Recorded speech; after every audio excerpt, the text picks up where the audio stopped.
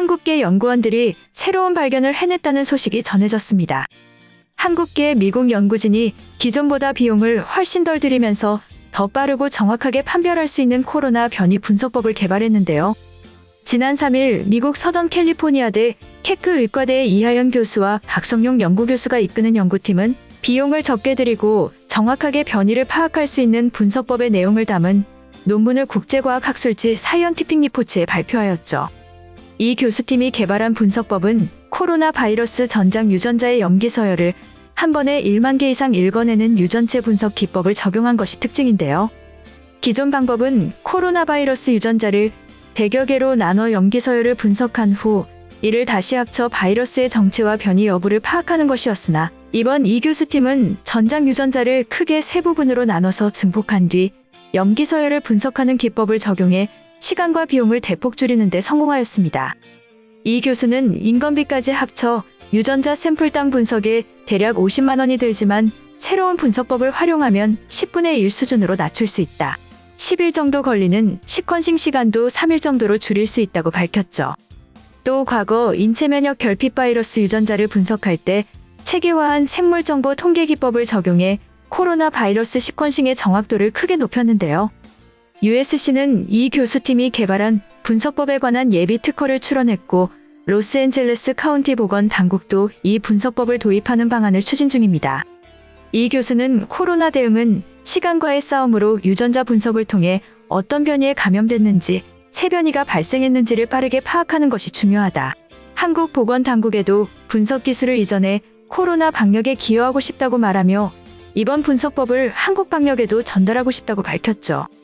다음으로 삽질하는 일본과 자국 내에서마저 강력하게 비난받고 손절당하는 상황에 대해서 말씀드리겠습니다.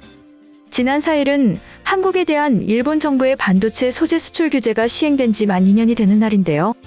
이날 일본 정부는 한국의 수출 규제 완화를 재검토하긴 어렵다고 밝히며 그동안의 기조를 계속해서 유지할 것으로 전해졌습니다. 그 이유론 한국 정부가 세계무역기구 WTO에 일본의 수출 규제를 제소한 것과 위안부 판결 문제에 대한 한국 측의 소극적 대응 등을 꼽았는데요. 일본은 당분간 한국에 대한 수출 규제를 풀 생각이 없는데 그 이유가 한국 탓이라고 어이없는 주장을 하는 것입니다.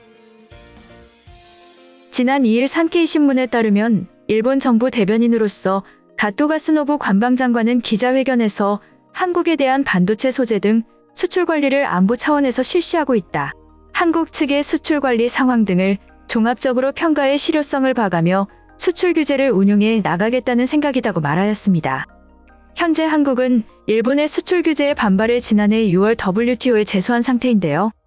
이를 두고 가토 장관은 한국에 대한 수출 관리와 관련하여 한국과의 정책 대화를 통한 실효성 확인은 매우 어려운 상황이 되고 있다며 국가의 주체성은 없고 남탓만 하는 말을 하였죠. 산케이는 이러한 발언에 대해 가토 장관은 수출 규제 지속과 관련하여 한국 측의 대응에 원인이 있다고 지적했다고 보도하였습니다. 가토 장관은 수출 규제뿐만 아니라 한일 관계는 전반적으로 매우 어려운 상황에 처해 있다며 양국 간 현안 해결을 위해선 한국이 구체적인 해법을 제안하는 게 중요하다는 입장을 다시 강조하였는데요. 일본 정부는 위안부 문제와 강제징용 배상 판결 문제 등 갈등 사항을 두고 잘못은 일본이 해놓고 한국이 먼저 책임 있는 자세를 보여야 한다고 반복해왔습니다. 가토 장관은 한일 관계를 건강한 관계로 돌리기 위해서 외교당국 간 의사소통을 유지하겠다면서도 일본의 일관된 입장에 따라 한국 측에 계속해서 적절한 대응을 강력히 요구하겠다고 말하였죠. 즉, 한일 간 발생하고 있는 갈등의 원인이 한국 때문이라고 말하며 한국이 움직이지 않는다면 자신들도 태도를 바꾸지 않겠다고 주장하고 있습니다. 하지만 일본 정부의 이러한 발언과는 달리 일본 내부에서는 정부에 대한 비판의 목소리가 높아지고 있는데요. 일본 정부가 2년 전 한국 대법원에 일제징용 노동자 배상 판결에 대한 보복 조치로 반도체 소재 수출 규제를 강화한 것에 대해 한 일본 신문이 어리석은 계책의 극치라고 강력하게 비판하였습니다. 지난 3일 아사히 신문은 3년째 우책의 극치라는 제목의 사설에서 일본 정부가 2년 전 반도체 소재의 한국 수출 규제를 강화한 것은 문제투성이의 악수였다고 평가하였죠. 신문은 아베 신조 정권 당시 수출 규제 도입 배경에 대해 일본 기업의 배상을 명한 한국의 강제징용 관련 판결에 아무런 시정 조치를 취하지 않는 한국 정부에 대한 보복이다. 아직도 정색하고 역사 문제와는 무관한 무역 관리의 문제라는 등 일본 정부의 주장을 대변하는 사람도 있지만 실제는 그들이 생각하는 것과는 전혀 다르다라고 평가하였습니다. 2019년 7월 수출 규제 강화 조치가 취해질 당시 실무자들은 일본 기업의 극심한 손해와 해당 기업의 소송을 우려했는데 현 시점에서 이런 우려의 절반은 적중하여 대한국 수출량이 급감했다고 이 매체는 밝혔는데요.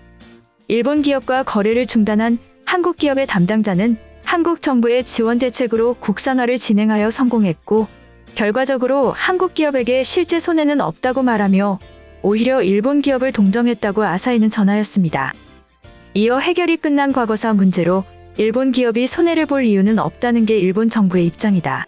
그렇다고 재판에서 확정된 징용 배상금과는 비교가 안 되는 거액의 손실을 전혀 관계도 없는 일본의 기업들이 감수할 이유는 없다고 일본 정부가 현재 유지하고 있는 태도를 비판하였죠. 또한 일본 정부의 관계자는 결과적으로 어리석은 계책의 극치라고까지 잘라 말했다고 아사히는 밝혔는데요. 이어 신문은 그러나 어떤 것도 달라질 기미가 없다. 어리석은 계책의 극치는 오늘부터 3년째로 접어든다고 한탄하였습니다. 한편 일본의 살아있는 전설이 일본은 완전히 낡았고 한국이 새로운 지도자로 나서야 한다고 말한 상황에 대해서 말씀드리겠습니다. 올해 100세를 맞이한 일본 작가 도미야마 다에코가 앞으로 아시아에서 한국이 하나의 새로운 지도자가 되기를 바란다고 말하였죠. 그녀는 한국 민주화 운동을 지원하고 알린 공적을 인정받아 한국 정부로부터 최근 국민포장을 수상하였는데요. 한국 언론과의 인터뷰에서 한국에서 벌어진 일은 아시아에서 일어난 것이다. 오늘날 세계 여기저기에서 비슷한 움직임이 일고 있다. 한국이 아시아에서 민주화를 향한 움직임의 선두에 있다고 평가하였습니다. 이어 나는 한국에서 배우는 편이다. 일본은 새로운 곳으로 좀처럼 나가지 못하고 있다. 그것은 아직도 낡은 것이 너무 오래 남아 있기 때문이라고 말하며 일본의 행태를 비판하였습니다.